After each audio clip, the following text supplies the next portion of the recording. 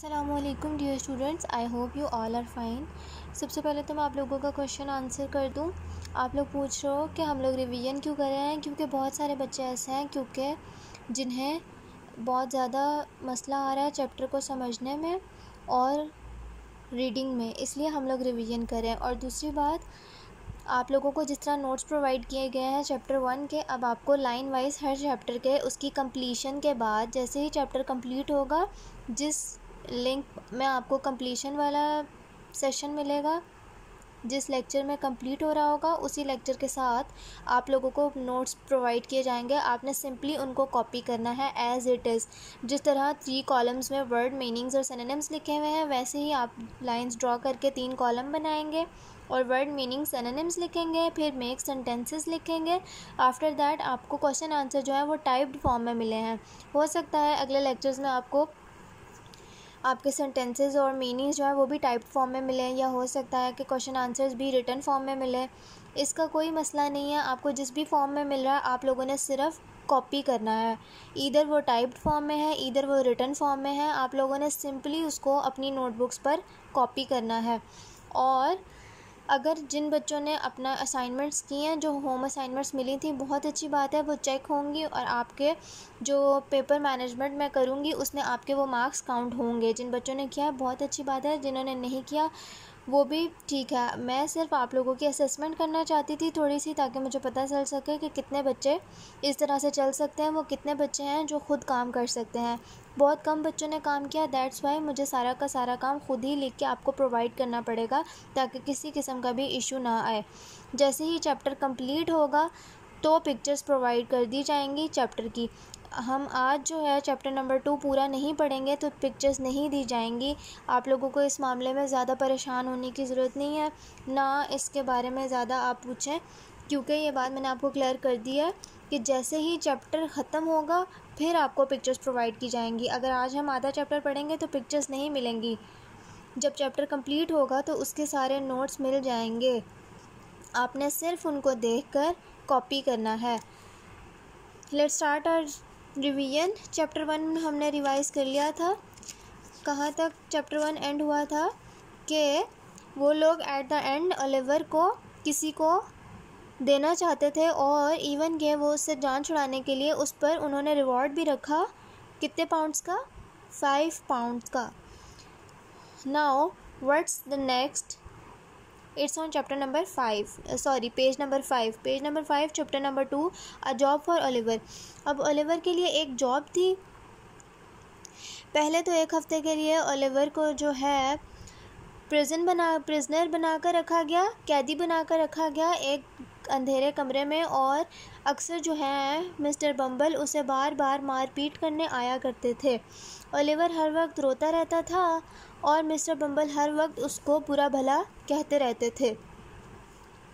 और Oliver begin to think, और Oliver ने यहाँ तक कि ऐसा सोचना शुरू कर दिया कि वाकई ही वो शायद बुरा है।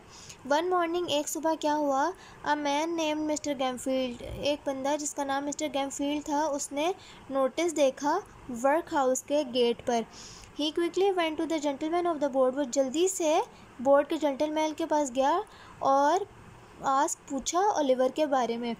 मिस्टर लिम्किंस जो थे उन जेंटलमैन्स में से एक looked at Mr Gamfield and said, उन्होंने मिस्टर गैमफील्ड को देखा और कहा, आप क्या चाहते हैं कि लड़का क्या काम करे आपके लिए? Chimney sweeping. उसने कहा कि मैं चाहता हूँ कि वो चिमनी स्वीपिंग करे। चिमनी क्या होती है? घरों के ऊपर जहाँ पर आप लोगों के हीटर्स रखे जाते हैं, उनमें ऊपर होलो पिलर होता है। होलो पिलर मतलब खाली एक गोल पिलर बनाया जाता है, जिसमें जो नीचे अगर हीटर या आग जले उसका धुआं जो है वो उस चिमनी में से निकलकर ऊपर चला जाए, उसे चिमनी कहा जाता है। उसमें अंदर जो भी धुआं चिपक जाता है या कालक मल जाती है, उसको साफ़ करने के लिए वो ओलिवर को लेकर जाना चाहता था। I want him to climb, वो मैं चाहता हूँ कि वो क्लाइंब चढ़े चिमनी में। ही मस्ट क्लीन आउट, उसे चाहिए कि वो उसको सारा का सारा जो ब्लैक डर्ट है जो कि अब देर ऊपर जाता है साफ़ करना होगा। चिमनी क्या होती है जी? चिमनी होती है एक डार्क डर्टी प्लेस, अंधेरी गंदी जगह जहाँ पर स्मोक धुआं जो है आग का जाता है।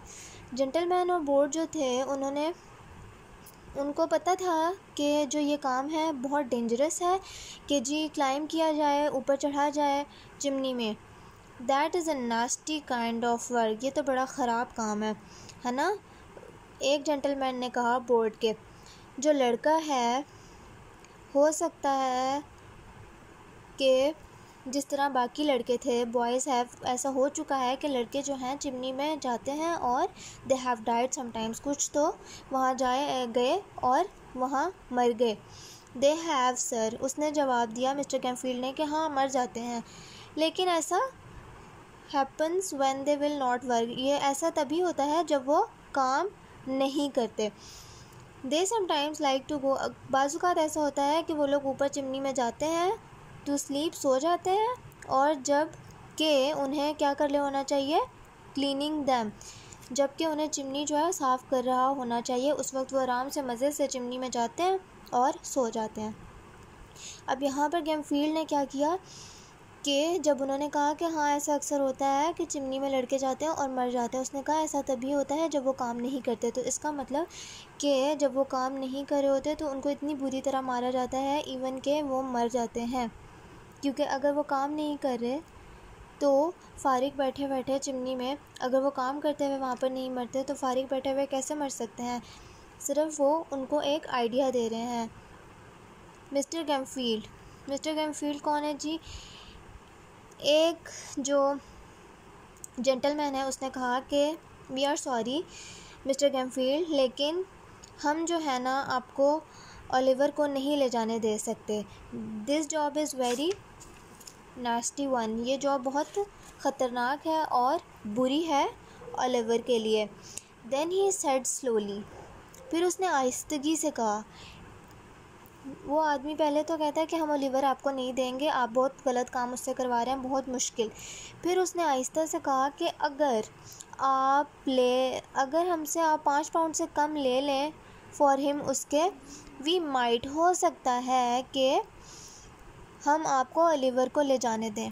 Well how much then will you gentleman give me, फिर कैमफील्ड ने कहा कि फिर आप लोग मुझे कितने पैसे देंगे। 3 पाउंड्स रिप्लाइड मिस्टर लिम्किंस ने जल्दी से कहा कि हम 3 पाउंड देंगे सिर्फ। गिव मी 4 पाउंड्स, मिस्टर कैमफील्ड ने कहा कि आप 4 पाउंड दें मुझे और मैं लड़के को ले जाऊंगा अवे, दूर। ऑल राइट, ठीक है, मिस्टर लिम्किंस ने जल्दी से जवाब दिया। आई एग्री, मैं राज़ी हूँ, but really there should be no reward, लेकिन रिवॉर्ड तो कोई भी नहीं होना चाहिए। वो लोग किसी ना किसी तरह अपने पैसे बचाना चाहते थे और ओलिवर से साथ ही साथ जान भी छुड़वाना चाहते थे। Oliver is just right for you, Oliver जो है वो बिल्कुल सही है आप लोगों के काम के लिए। अभी हमने ऊपर पढ़ा कि उन्होंने कहा कि ओलिवर के लिए बहुत मुश्किल काम है, और अभी वो कह रहे हैं कि ओलिवर इस काम के लिए बिल्कुल ठीक है। ही स्मॉल एंड थिन, वो छोटा और पतला है। So he can get up and down chimneys, वो जल्दी से गेट अप, ऊपर भी जा सकता है और नीचे भी आ सकता है चिमनीज़ के। और ही डज़ंट नीड मच फूड, उसे ज़्यादा खाने की भी ज़रूरत नहीं पड़ती, और वो बहुत ज़्यादा मेहनत से काम करता है। गिव हिम अ बीटिंग, उसे सिर्फ एक मार की ज़रूरत होती है नाउ एंड देन, थोड़ी थोड़ी देर के बाद, और he will work well for you, वो आपके लिए सही बेहतरीन काम करेगा। मिस्टर बम्बल फिर ओलिवर को ले आए, टुक ओलिवर, ले आए ओलिवर को टू सी अ जज, एक जज को देखने के लिए।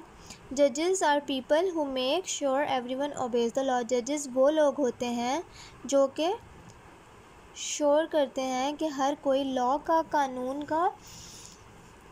को अमल करे और ओबे यानी कि उस पर अमल करे, कानून पर।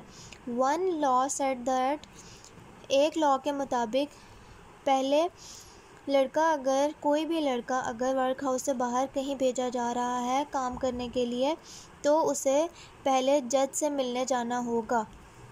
जज उससे कुछ सवालात पूछेगा, फिर अगर तो एग्री करता है कि सारी चीज़ें जो हैं वो ठीक हैं, ऑल राइट हैं, तो वो अपना नाम जो है at the bottom of the paper लिखेगा, जिसे हम सिग्नेचर्स कहते हैं। मिस्टर बम्बल ने क्या किया, ओलिवर को जज के पास ले गए to get a paper of agreement लेने के लिए मुआहिदा कि वो अप्रूवल कर दे कि ओलिवर जा सकता है। रास्ते में मिस्टर बम्बल सेड फियर्सली तलखी से डांटते हुए ओलिवर को कहा कि बॉय, अगर तो तुमने जज को टेल बताया कि तुम खुश नहीं हो, आई शैल पनिश यू, मैं तुम्हें सज़ा दूंगा। और अगर तुमने उन्हें बताया कि you do not want to be a chimney sweep, और तुमने उन्हें बताया कि तुम चिमनी साफ़ नहीं करने चाहते, I shall punish you for that too, और तब भी मैं तुम्हें सज़ा दूंगा। अ काइंड ओल्ड जज, अब जिस जज के पास लेके जाया जा रहा था वो एक काइंड बूढ़ा जज था, यानी कि बहुत रहमदिल, अच्छा। दे एंटर द जज रूम, वो जज के कमरे में गए। आफ्टर द जज हैड टॉक टू मिस्टर गैमफील्ड, जब जज ने बात कर ली मिस्टर गैमफील्ड से, उसके बाद मिस्टर बम्बल से कुछ मिनट्स के लिए, अब वो रेडी तैयार था to sign the paper sign करने के लिए, लेकिन Oliver was looking at Mr Gamfield's ugly cruel face, Oliver जो है वो देख रहा था पर मिस्टर गैमफील्ड के बुरे और जालिम फेस पर। वो बहुत खौफज़दा था, अफ्रेड खौफज़दा, एंड बिगन टू क्राई, और उसने रोना शुरू कर दिया। जज जो है बहुत काइंड था, ओल्ड जेंटलमैन, एक अच्छा बूढ़ा आदमी। वो ओलिवर की तरफ मुड़ा इन सरप्राइज़, हैरानी से, और उसने बहुत ही जेंटली आराम से कहा, प्यारे बेटे, तुम खौफज़दा लग रहे हो। ओलिवर ने कहा, कुछ नहीं, और वेंट ऑन क्राइंग, वो रोता रहा। जज जो है देन टर्न टू मिस्टर बम्बल, और मिस्टर बम्बल की तरफ जज मुड़ा और कहा, आप सर स्टैंड अवे, दूर खड़े हों लड़के से। Then he spoke kindly to Oliver, फिर जज ने ओलिवर से बहुत ही आहिस्तगी से और प्यार से कहा, अब लड़के, टेल मी, बताओ मुझे, क्यों तुम रो रहे हो। Oliver fell down on his knees घुटने, ओलिवर अपने घुटनों पर गिर पड़ा। ही बेग्ड, उसने भीख मांगी उनसे कि उसको ना सेंड करें दूर गैमफील्ड के साथ। उसने कहा कि इससे बेहतर टू गो बैक, कि मैं वापस चला जाऊं वर्क हाउस और लॉक हो जाऊं और मुझे मार पड़ती रहे यहाँ तक कि मैं मर जाऊं। व्हाट? अब जज जो है बहुत परेशान हो गया, वो तो परेशान हुआ ही, और इधर तो मिस्टर बम्बल पहले ही चीखने लगे कि ये क्या बोले जा रहे हो तुम, और वो गुस्से में आ गए, और ओलिवर ट्विस्ट को ही वो बुरा भला कहने लगे कि तुम वाकई ही एक बुरे चाइल्ड हो, विकेट, चालाक और बुरे बच्चे हो। You only think about your self, तुम सिर्फ अपने बारे में सोचते हो। थिंक, सोचना। बी क्वाइट ऑफिसर, आप चुप करें ऑफिसर, जज ने कहा। जो मिस्टर बिम्बल जो है वो खुद ही हैरान रह गए। जब फिर जज मुड़ा मिस्टर गैमफील्ड की तरफ और कहा, मैं नहीं लेके जाने दूंगा इस लड़के को आपके लिए काम करने को। And he tore up the paper of agreement, tore up, फाड़ देना, उसने पेपर ऑफ एग्रीमेंट को फाड़ दिया। To mister Bumble he said, फिर उसने मिस्टर बम्बल से कहा, take the boy back to the workhouse, के लड़के को वापस वर्क हाउस ले जाएं ऑफिसर, और उसके साथ रहमदिली से पेश आएँ। तो ओलिवर ने डिड नॉट वर्क, उसने काम नहीं किया था एज अ चिमनी स्वीप। अगली मॉर्निंग एक और नोटिस जो है वेंट अप लगा दिया गया वर्क हाउस के गेट पर। Other part of the lesson we will read in our next lesson. और काइंडली रीड द लेसन। आप लोग काइंडली इसको दोबारा से पढ़ो और सारे वर्ड मीनिंग्स, सेंटेंसेस और क्वेश्चन आंसर्स आपको अगले लेक्चर में जब चैप्टर ख़त्म होगा तो प्रोवाइड किए जाएंगे लाजमी। Take care of your self, kindly repeat the lesson, read it, find meanings. आपका कोई भी मीनिंग ऐसा है जो आपको नहीं मिलता, आप मुझे पूछो। अपनी तरफ से भी थोड़ी सी एफ़र्ट करें, कोशिश करें ताकि आपको डिक्शनरी से कंसल्ट करना आए, सेंटेंस यूज़ करने आए, वर्ड्स यूज़ करने आए। नोट्स तो आपको प्रोवाइड हो जाएंगे, दैट्स नॉट एन इशू, लेकिन आप लोगों को खुद से भी चीज़ों को देखना, समझना और ढूंढना आना चाहिए। Meet you in the next meeting. Take care of your self. Till then, अल्लाह हाफिज़।